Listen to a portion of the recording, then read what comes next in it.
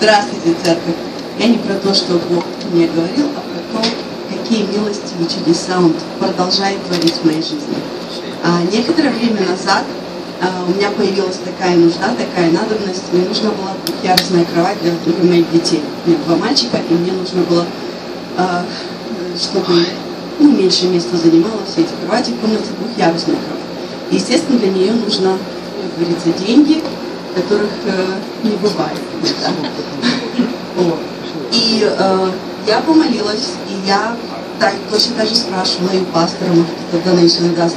Люди, которые вокруг меня были, они знали, что мне нужна такая кроватка. Я попыталась другими путями как-то ее приобрести, но не получилось. И я оно было в моем сердце, но я перестала ждать, что она мне откуда-то придет.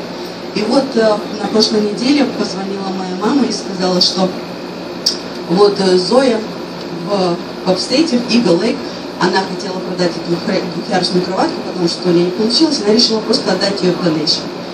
И я сказала, что там пастор, тоже ему нужна детский лагерь, если она не понадобится, то я бы хотела ее забрать, но я ее спокойно оттуда, привезла сюда.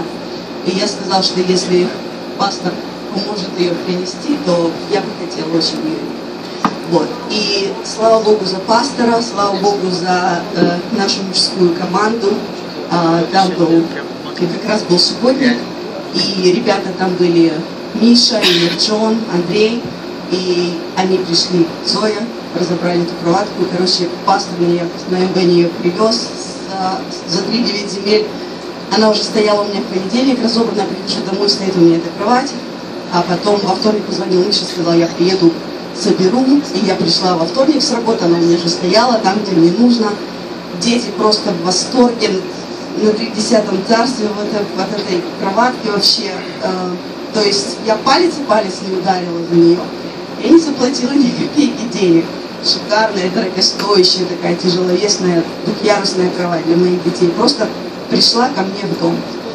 Я очень благодарна Богу за всех наших людей в церкви, за то, что они помогают нам, друг другу, Зое, моей маме, пастору, Мише, Мирджону, все, кто в этом участвовали. Я очень благодарна за них Богу и Богу за то, что Он, видя желание в моем сердце, я перестала молиться, перестала просить, но все-таки Он знал, что было в моем сердце, и Он ответил на желание моего сердца, таким образом доставил мне очень много радости и счастья.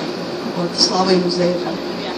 И еще одно такое маленькое, не то чтобы свидетельство, я сегодня была в Стейплс и делала какие-то копии для церкви, мне нужно было. Это длинная история, не буду рассказывать, но получилось так, что кассирша подумала, что я заплатила за эти копии, потому что я там пошла сама в машинке копировать, мне не получилось, карточка там все не пришла, мне в конце концов они сделали.